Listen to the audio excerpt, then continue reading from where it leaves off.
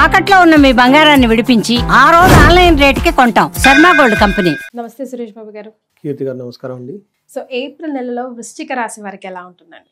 మనం వృశ్చిక రాశి వారికి ఎలా ఉందో చూద్దామండి. వీళ్ళు ఈ ఏప్రిల్ మంత్ నుంచి కొత్త లైఫ్ స్టార్ట్ అయింది కదండి. వీళ్ళకి అర్ధాష్టమ శని నుంచి బయటకు వచ్చారు. సో పాజిటివ్ వైబ్రేషన్ న్యాచురల్గా వాళ్ళకు తగిలితే నాకు కాల్స్ కూడా చేస్తున్నారండి. ఈ ఆఫర్ వచ్చింది తీసుకోవచ్చా, ఆఫర్ వచ్చింది తీసుకోవచ్చా. వాళ్ళకి సెన్స్ అవుతుందండి కొత్త కొత్త ఆపర్చునిటీస్ రావటం, అవన్నీ స్టేట్ ఉంటారు. ఏమంటే మొన్నటి దాకా మేము అది అమ్మాలనుకున్నాం ఇల్లు, ఎవరు రాలేదు, ఇప్పుడు కొంచెం వస్తున్నారండి కొనడానికి. లేదంటే చాలా ఇబ్బంది పడ్డామండి ఫైనాన్షియల్గా. ల్యాండ్ సేల్కి పెట్టాం, అప్పుడు ఏంటంటే ఫైనాన్షియల్ డబ్బులు, ల్యాండ్ కూడా సేల్ అవ్వాలి. ఇప్పుడు అట్లీస్ట్ ల్యాండ్ కొనడానికి వస్తున్నారండి. అట్లా పాజిటివ్ ట్రెండ్ స్టార్ట్ అయ్యిందండి. ఉదయం వచ్చేటప్పుడు కార్లు కూడా సేమ్ ఈ రాశికి వాళ్ళది అయితే నాకు తెలిసి అనురాధ నక్షత్రం అనుకుంటా. చాలా ఇబ్బందులు పడ్డామండి లాస్ట్ 2 years. అంటే అంతకుముందు కన్సల్టేషన్ తీసుకున్నారు, ఆగమని చెప్పాను అనమాట. ఇప్పుడు వాళ్ళకి మళ్ళీ ఫోన్ కాల్స్ వస్తున్నాయండి. సార్ 2 ఎకరాల పొలం ఉందండి, అమ్మేద్దాం అనుకుంటున్నాం అండి, ఏమంటారు ఏంటి, ఇప్పుడు రైటా కాదా అని చెప్పేసి. సో ఫైనాన్షియల్ ప్రాబ్లమ్స్ ఎవరైతే అనుకుంటే ఈ టైపు ఆపర్చునిటీస్ న్యాచురల్గా సహజంగానే ఈ మంత్లో వాళ్ళకి వచ్చే అవకాశం చాలా చాలా ఎక్కువగా ఉంది. మనం చూసుకుంటే విశాఖ 4వ పాదం, అనురాధ 1, 2, 3, 4 పాదాలు, జ్యేష్ఠ 1, 2, 3, 4 పాదాలు అంతా వృశ్చిక రాశిలో ఉంటారు. మనం సూర్యుడు మేషరాశిలో పేరు కనుక చూసుకుంటే తో, నా, నీ, ను, నే, నో, యా, ఈ, యు అన్న పేర్లంతా కూడా మనకి వృశ్చిక రాశి. సో ఇందులో నాగరాజు అన్న పేర్లు ఎక్కువగా ఉంటాయి. తర్వాత చాలా ఉంటాయండి, ఇందులో కూడా చాలా మంది పేర్లు చేసేస్తూ ఉంటారు. నరసింహ, ఇలా చాలా మంది పేర్లు ఉంటాయండి. సూర్యుడు సంచారం మేషరాశిలో 14వ తారీఖు నుంచి, బుధ మీనరాశిలో ఉంటారండి. శుక్రుడు కూడా మీనరాశిలో, కుజుడు మాత్రం వీళ్ళకి కర్కాటక రాశిలో ఉన్నారండి. ఈ యొక్క గ్రహస్థితిని బట్టి మనం చూస్తే వీళ్ళకి ఎలా ఉంటుందంటే శత్రువుల మీద వీళ్ళది అధిక పైచేయిగా ఉంటుందండి. ఇది వీళ్ళకి కావాలి ఈ టైం ఆధిపత్యం. ఎందుకంటే ఇప్పటిదాకా వీళ్ళు ఇబ్బందులు పడున్నారు కదా, ఆ టైంకి వాళ్ళు వెళ్ళిపోతారు శత్రువులు. సో మనకి అందుకనేనండి, మనకి టైం బాగలేనప్పుడు శత్రువులు వాళ్ళంతే వాళ్ళే వస్తారంట. టైం బాగున్నప్పుడు ఉన్న శత్రువులు వాళ్ళంతా వాళ్ళే పోతారు. అందుకని మనం ఏం చేయాలి చూడండి, ఎంత బాగుంది. శత్రుని ఆశ అంతం అంటే ఈ మంత్రంలో శత్రువులు ఏదో కదా అంతం అయిపోతారంట వాళ్ళు. తర్వాత దేహరుజం అంటే హెల్త్ కనుక బాగలేకపోతే ఇప్పటిదాకా ఈ మంత్లో బాగుంటుంది.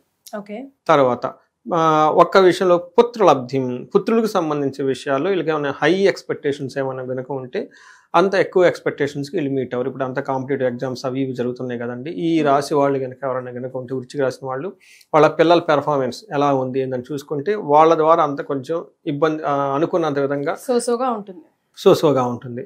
సో ఒక్క విషయంలో కేర్ఫుల్గా ఉండాలి. వీళ్ళు అనవసరమైన గొడవ భార్యతోటి లేదంటే హస్బెండ్ తోటి పిల్లలతో పడే అవకాశం ఎక్కువగా ఉంది.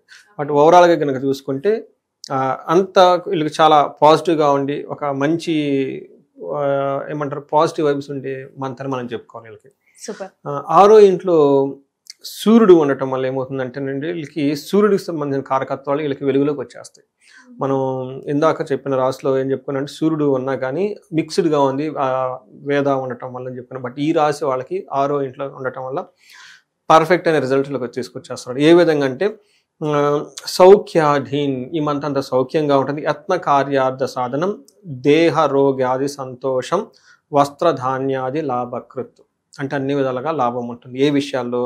ఫస్ట్ యత్న కార్య సాధనం, ఏదైనా కనుక పని చేస్తుంటే వీళ్ళకి ఏం కావాలి? సక్సెస్ కావాలి. అది ఇప్పుడు వచ్చేస్తుంది. 2 రీజన్లు. ఒకటి శని మారారు, సూర్యుడు వీళ్ళకి 6వ ఇంట్లో ఉండి యుగతిని తీసుకొని వస్తున్నారు. 2 విషయాలు వీళ్ళకి చాలా చాలా చక్కగా ఉపయోగంగా ఉండి ఈ మంత్ అంతా వీళ్ళకి టర్న్ అరౌండ్ అని చేసుకోవాలి. అప్పటిదాకా వీళ్ళు స్లోగా వెళ్తున్న వాళ్ళు నెక్స్ట్ ట్రాక్లోకి లైఫ్ వెళ్ళిపోవడానికి ఈ మంత్ వీళ్ళకి ఒక బేస్ లాగా ఉండేసి చాలా చక్కగా ఉపయోగపడుతుంది.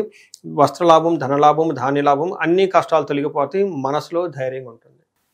సో ఒక మంచి శుభం ఏదంటారు చూడండి, ఒక మంచి శుభంగా ఈ మంత్ స్టార్ట్ అయిపోతుంది. Good start. అది ఎప్పుడంటే ఉగాది అయిపోయిన తర్వాత అనమాట. మనం జస్ట్ ఉగాది అయిపోయింది కదండి, ఇమ్మీడియట్గా ఏప్రిల్ మంత్లో కాబట్టి గుడ్ స్టార్ట్ వీళ్ళు స్టార్ట్ అయ్యారని చెప్పుకోవచ్చు. ఇట్స్ మంచి శుభశకునం అని చెప్పుకోవాలి. కుజుడు వీళ్ళకి 9వ ఇంట్లో ఉండి యూజువల్గా ఇబ్బంది పెట్టే పొజిషన్లో ఉన్నాడు. కానీ వీళ్ళ అదృష్టం ఏమంటే వేద కాన్సెప్ట్తో కుజుడు వీళ్ళకి ఇబ్బందులు పెట్టలేని స్థితిలో ఉండిపోయాడు ఆయన. సో ఇది ఒక చాలా మంచిది. బట్ కొంచెం ఎక్కడ ఫారిన్ వెళ్ళాలి అనుకునే వాళ్ళకి చాలా అదృష్టం. ఫారిన్ ట్రావెల్ ఈ వృశ్చిక రాశి వాళ్ళకి చాలా చాలా సపోర్ట్ ఇస్తూ ఉంటారు. బంధువులతో గొడవలు అయ్యే అవకాశం ఎక్కువగా ఉంది, కానీ అది కూడా కంట్రోలబుల్ ఎన్విరాన్మెంట్లో ఎక్కువగా ఉంటుంది. తర్వాత వీళ్ళకి 4వ ఇంట్లో కనుక కుజుడి దృష్టి ఉండటం వల్ల బంధువులతో చికాకులు వచ్చే అవకాశం ఎక్కువగా ఉంటుంది. ఈ ఫోన్ చేయటం ఆ ఫోన్ చేయటం ఇరిటేషన్ చేసే అవకాశం ఎక్కువగా ఉంటుంది. కానీ శుక్రుడు వీళ్ళకి 5th హౌస్లో ఉండేసి విపరీతంగా యోగ్యతను తీసుకొని వస్తూ ఉన్నారండి.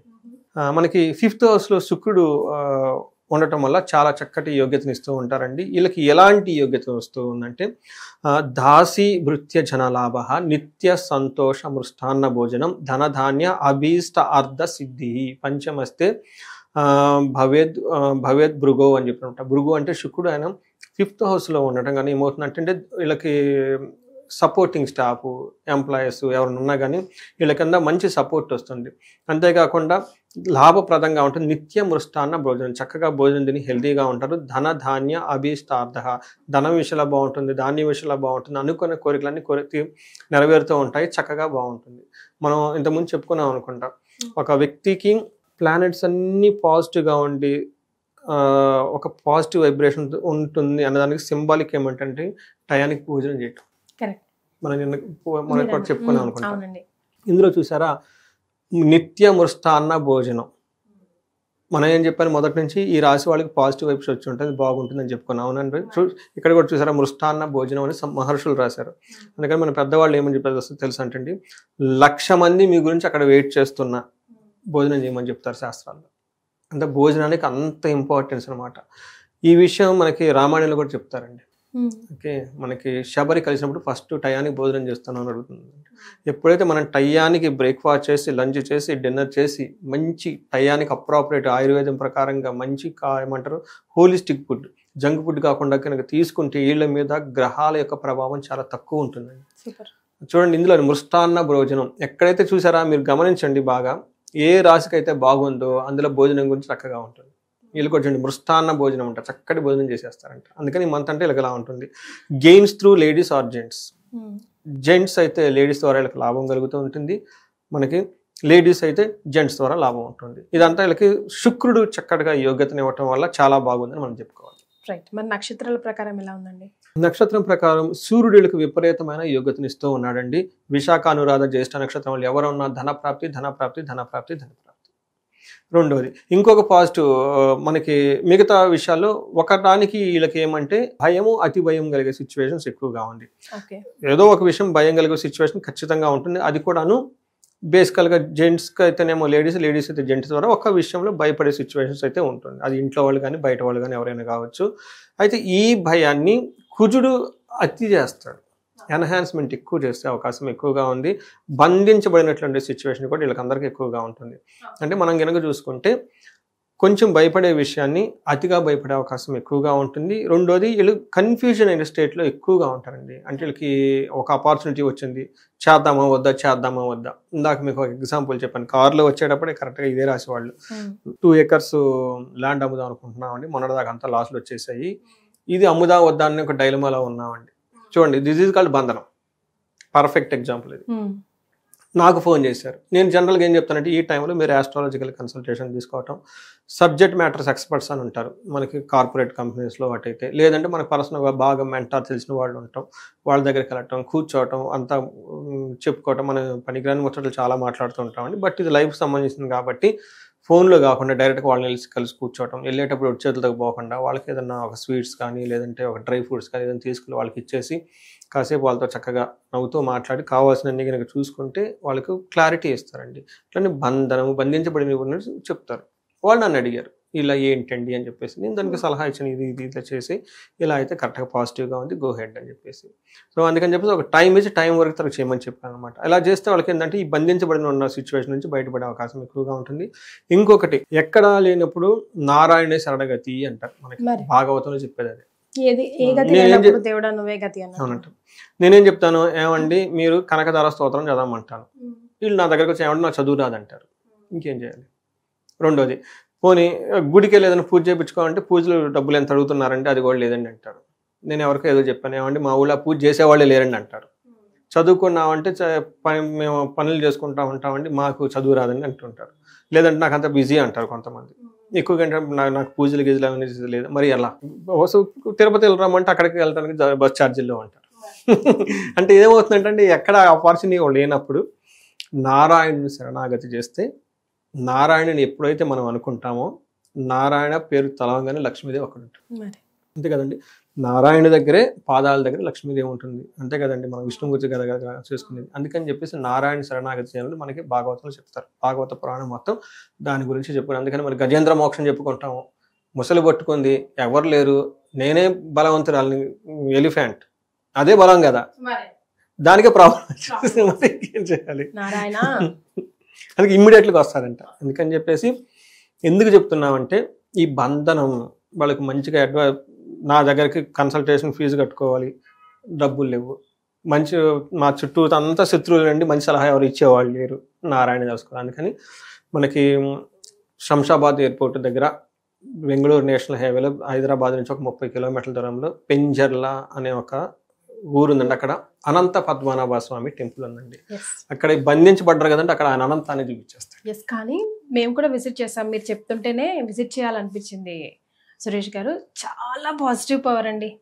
ఏదో ఒక న్యూస్ అయితే అక్కడ నుంచినప్పుడు వింటామండి, పాజిటివ్ న్యూస్ అయితే ఖచ్చితంగా అండి. ప్రతి ఒక్కరు కూడా నిజంగా పెంచర్లా 30 కిలోమీటర్స్ హైదరాబాద్ శంషాబాద్ రూట్ లో ఉంది. ఒక్కసారి విజిట్ చేయండి, విజిట్ చేసి ఇంకా ఒక్కసారి వదలరు, ఇంకా మళ్ళీ మళ్ళీ మీరు వెళ్తారు. మీ ఎక్స్పీరియన్స్ ని ఇట్లా నేను ఆయన షేర్ చేసుకుంటాను. నేను ఒకసారి మాట్లాడుతూనే ఉంటానండి. అది స్వయంభూ అండి, ఇప్పటిది కాదండి, ఎప్పటి నుంచో ఉందంటండి అక్కడ. చాలా బాగుంది కానీ అక్కడ పవర్ మంచి ఎంత అంటే అప్పట్లోనే ఆ గుడికి 20 ఎకరాలు 25 ఎకరాలు పెద్ద ల్యాండ్ కూడా ఉందండి. మరి సిటీలో ఉండటం అంటే అంతే కాదు కదండి, అప్పట్లో ఇచ్చారేమండి.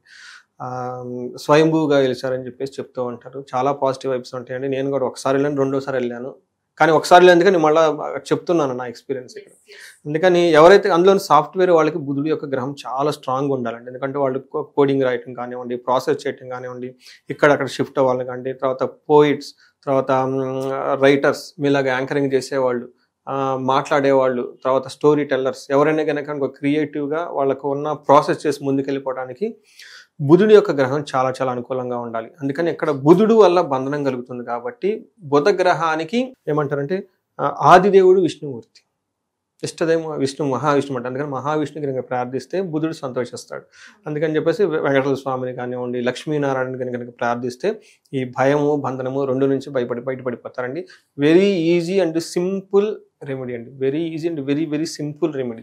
చాలా సంతోషం అండి. మొత్తానికి వృశ్చిక రాశి వారికి ఏప్రిల్ నెలలో ఎలా ఉంటుందో తెలియజేశారు. ధన్యవాదాలు. ధన్యవాదాలు.